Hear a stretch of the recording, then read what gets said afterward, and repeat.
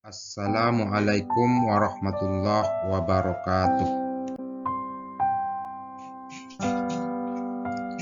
Perkenalkan, nama saya Safrijal SPDI, guru SMP Negeri 4 Apatunggul, Kabupaten Pasaman. Saya calon guru penggerak angkatan ke-5.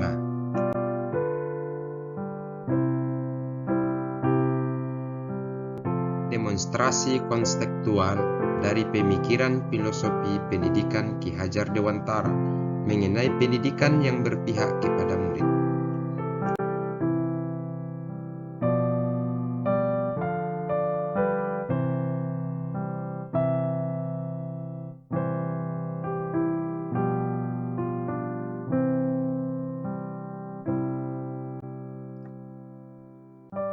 Ki Hajar Dewantara merupakan Bapak Pendidikan Nasional Indonesia. Beliau adalah tokoh penting dalam pendidikan di Indonesia. Salah satu semboyan beliau yang sangat terkenal dan juga turut digunakan menjadi semboyan Kementerian Pendidikan dan Kebudayaan. Beliau juga pendiri Taman Siswa. Taman Siswa yaitu tempat bermain yang menghadirkan kegembiraan dan keindahan untuk siswa.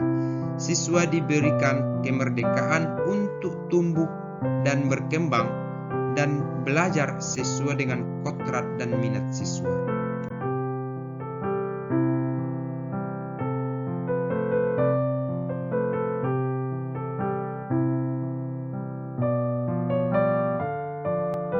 Filosofi pemikiran pendidikan Ki Hajar Dewantara. Ing ngarso sung tulodo, ing matya mangunkarso, tuturi handayani. Yang artinya di depan memberikan tauladan dan di tengah membangun semangat, di belakang memberi dorongan. Ketika guru tidak memberikan tauladan yang benar di depan siswa, maka tujuan pendidikan tidak akan tercapaikan dengan baik. Pemberian semangat pun akan menjadi sia-sia ketika guru tidak menunjukkan ketauladanan kepada peserta didik.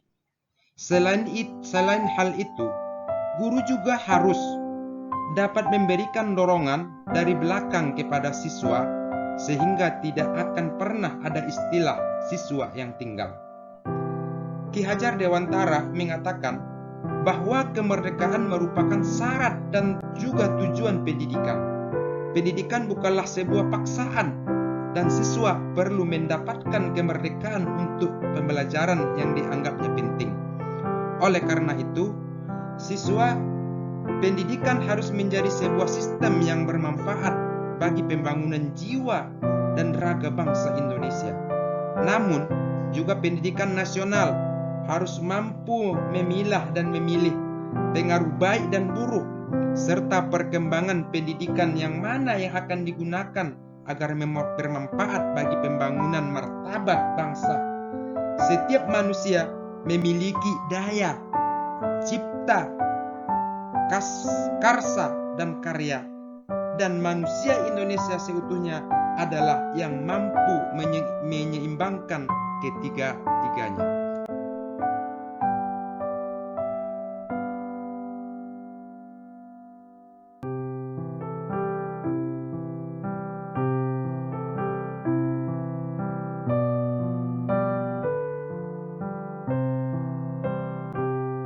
Relevansi pendidikan Ki Hajar Dewantara. Relevansi pemikiran Ki Hajar Dewantara dalam konteks pendidikan Indonesia adalah bahwa pendidikan Indonesia haruslah dilandaskan pada tujuan mencerdaskan kehidupan bangsa dan membentuk karakter yang cerdas dan beradab sehingga menciptakan pendidikan yang memerdekakan, yang memberikan kemerdekaan untuk belajar bagi siswa dan kemerdekaan mengajar bagi guru. Secara praktis, di setiap sekolah, guru harus mampu mengarahkan siswa untuk belajar segala hal yang sesuai dengan minat mereka dengan merdeka, sehingga juga dibutuhkan guru yang dapat mengembangkan pembelajaran yang menyenangkan dan bermanfaat dalam bentuk daya cipta, karsa, dan karya. siswa yang seimbang sehingga menghasilkan manusia Indonesia seutuhnya yang berjiwa dan berkarakter Pancasila. Di sekolah, cita hati secara khusus, guru cukup diberikan kemerdekaan untuk mengembangkan setiap pembelajaran, bahkan diperlengkapi dengan banyaknya pelatihan yang bermanfaat memperkaya guru. Selain itu, guru dituntut untuk menggunakan beragam metode pembelajaran yang menarik, dibarengi dengan beragam sumber belajar serta fasilitas belajar lainnya yang mempermudah guru dalam mencapai tujuan pendidikan.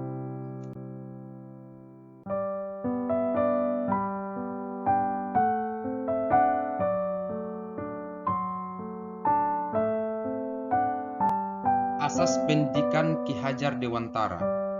Pendidikan dan pengajaran merupakan usaha persiapan dan persediaan untuk segala kepentingan hidup manusia, baik dalam kehidupan bermasyarakat maupun hidup berbudaya dalam arti yang seluas-luasnya. Pendidikan adalah tempat bersemaian benih-benih kebudayaan dalam masyarakat. Ki Hajar Dewantara memiliki keyakinan bahwa untuk menciptakan manusia Indonesia yang beradab, maka pendidikan menjadi salah satu kunci utama untuk mencapainya. Pendidikan dapat menjadi ruang berlatih dan bertumbuhnya nilai-nilai kemanusiaan yang dapat diteruskan atau diwariskan oleh manusia. Tujuan pendidikan Ki Hajar Dewantara. Ki Hajar Dewantara menjelaskan bahwa tujuan pendidikan yaitu menuntun segala kodrat yang ada pada anak agar mereka dapat mencapai keselamatan dan kebahagiaan yang setinggi-tingginya, baik sebagai manusia maupun sebagai anggota masyarakat. Oleh sebab itu, pendidikan itu hanya dapat menuntun tumbuh atau hidupnya kekuatan kodrat yang ada pada anak agar dapat memperbaiki lakunya, atau bukan dasarnya, hidup dan tumbuhnya kekuatan kodrat anak. Dalam menuntun laku dan pertumbuhan kodrat anak, Ki Hajar Dewantara mengibaratkan peran pendidik seperti seorang petani atau tukang kebun. Anak itu seperti biji, tumbuhan yang disemai dan ditanam oleh Pak Tani atau Pak Tukang Kebun di lahan yang telah disediakan. Anak itu bagaikan bulir-bulir jagung yang ditanam. Bila biji jagung ditempatkan di tanah yang subur dengan mendapatkan sinar matahari dan pengairan yang baik, maka meskipun biji jagung adalah bibit jagung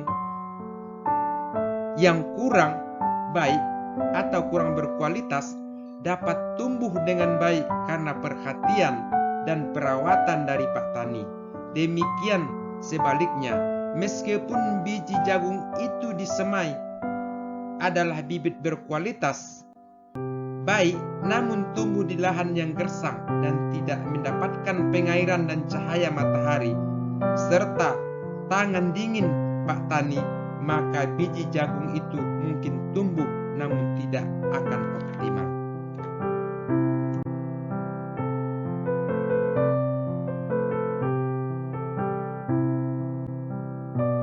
Pendidikan sebagai kodrat alam dan kodrat zaman.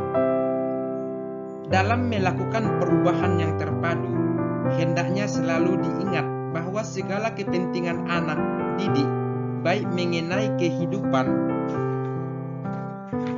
diri pribadinya maupun hidup kemasyarakatannya, jangan sampai meninggalkan segala kepentingan yang berhubungan dengan kodrat keadaan, baik pada alam maupun zaman. Ki Hajar Dewantara menjelaskan bahwa dasar pendidikan anak berhubungan dengan kodrat alam dan kodrat zaman. Kodrat alam berkaitan dengan sifat dan bentuk lingkungan di mana anak berada, sedangkan kodrat zaman berkaitan dengan isi dan irama. Ki Hajar Dewantara mengelaborasi pendidikan terkait kodrat alam dan kodrat zaman sebagai berikut. Dalam melakukan pembaharuan yang terpadu, hendaknya selalu diingat bahwa segala kepentingan anak didik, baik mengenai hidup diri pribadinya maupun hidup kemasyarakatannya, jangan sampai meninggalkan segala kepentingan yang berhubungan dengan kodrat keadaan, baik pada alam maupun zaman. Sementara itu segala bentuk isi dan irama, yakni cara mewujudkannya, hidup dan penghidupannya seperti demikian, hendaknya lah selalu disesuaikan dengan dasar-dasar dan asas-asas kehidupan kebangsaan yang bernilai dan tidak bertentangan dengan sifat-sifat kemanusiaan.